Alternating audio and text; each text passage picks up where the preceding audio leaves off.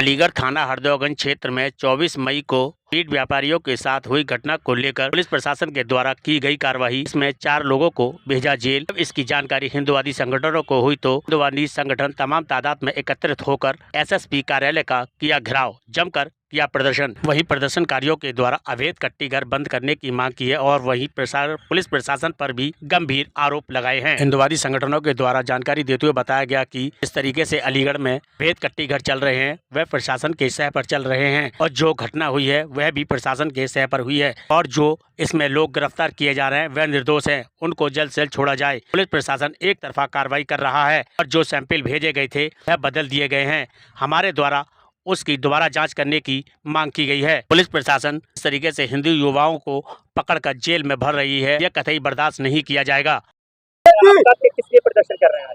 मेरा नाम ठाकुर अजीतपाल सिंह राघव है। मैं प्रदेश अध्यक्ष किसान मजदूर संगठन और राष्ट्रवादी प्रताप सेना का हूँ। आज का प्रदर्शन है कि हम कप्तान महोदय को ये ज्ञापन देने के लिए एकत्रित हुए हैं कि जो पनेठी पर जो कांड हुआ है उसमें जो निर्दोष सनातनी लोग हैं उनको रिहा किया जाए, उनके नाम जो एफआईआर हुई है वो नष्ट की जाए।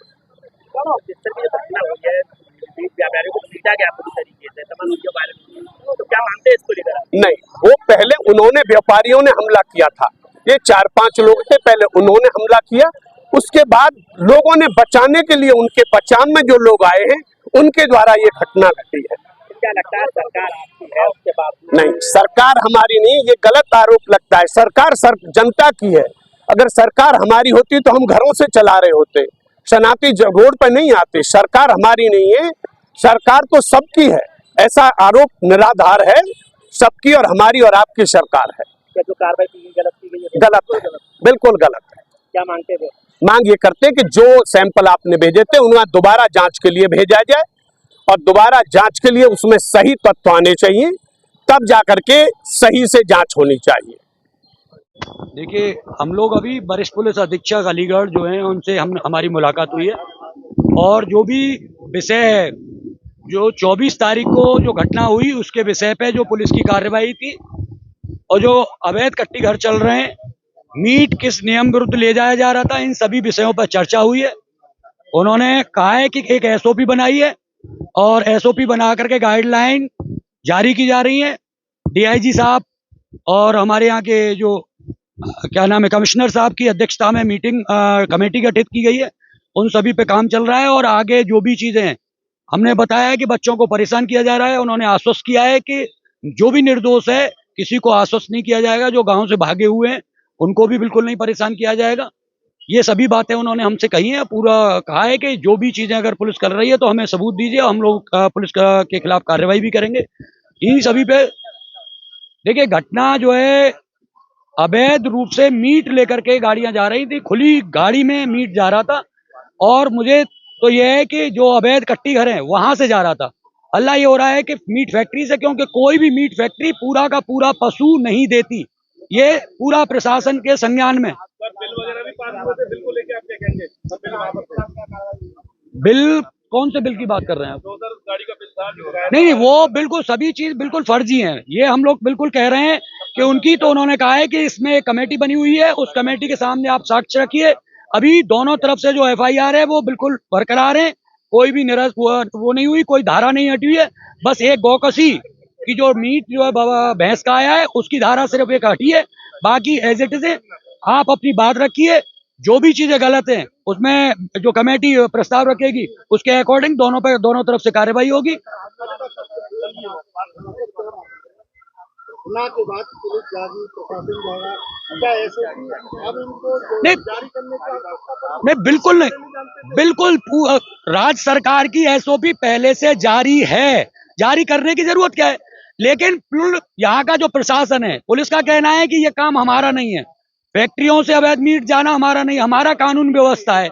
हम तो सिर्फ इतना देखेंगे कि कहीं एसओपी को रोकने का काम ये कह रहे हैं कि हमारा पुलिस का है, लेकिन वो जो नियम और कानून है वो तो वही बताएगी कि हाँ क्या क्या नियम है। आप कह रहे हैं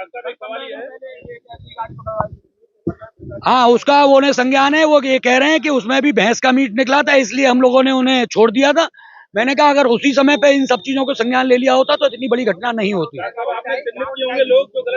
रहे हैं उनको कुछ काम? बिल्कुल, मैंने बताया कि ईकरी, अलैदापुर, शेखूपुर, भटोला, निदौला, खाना आलमपुर, कम से कम 10 गांव के बच्चों को अवैध रूप से उठाया गया है, उन्हें मारपीट की गई है, 3rd डिग्री दिया गया है। उन सभी के नाम मैंने एसएसपी साहब को बताए। उन्होंने कहा है कि मैं जांच करवाऊंगा और अगर ऐसा हुआ है तो मैं पुलिस के खिलाफ कार्रवाई करूंगा। अच्छा, एक सवाल इसमें उठ रहा है, जिस तरह से जनप्रतिनिधि हैं अलीगढ़ में, भारतीय जनता पार्टी के नेता, सांसद, विधायक, विधानसभा से आप कह रहे हैं कि पुलिस लगातार हथियारों का प्रयोग कर रही है, उत्पीड़न कर रही है, तो आखिर जनप्रतिनिधि क्या कर रहे हैं और कब?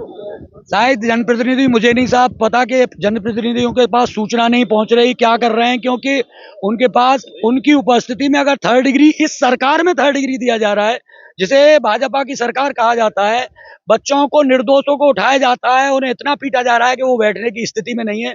ये यहाँ का पूरी तरीके से 7 विधायक और 2 सांसद होते हुए ये एक तरीके का सनातनियों का अपमान है। ये तो अब 27 में चुनाव आ रहा है, लोग इसका जवाब देंगे। खैर, मैं उसमें कुछ ज्यादा नहीं कहूंगा, लेकिन बहुत 8 से 10 लोग ऐसे हैं जिन्हें निर्दोष पकड़ा गया और हरदुआगंज और अकराबाद पुलिस ने उन्हें 3rd डिग्री दिया है। उनकी मेडिकल रिपोर्ट हमारे पास है। हम